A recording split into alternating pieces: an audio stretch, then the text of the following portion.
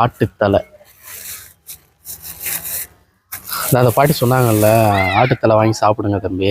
இது சாப்பிட சொல்லு, பாப்பாவுக்கு தலை ஆடுறது நிற்கும்னு.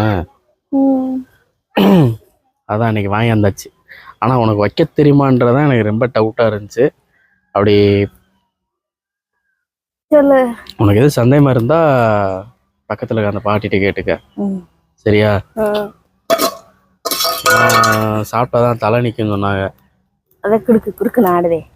ஆடு எங்களுக்கு காட்டு. தலை ஆட்ட. ஐயா, அப்பதாங்க அறுத்தாங்க ஃப்ரெஷ்ஷா. கோயில தான் அறுத்துக்கிட்டு இருந்தாங்க. சூடா இருக்குல்ல? இப்படி காட்டக்கூடாது.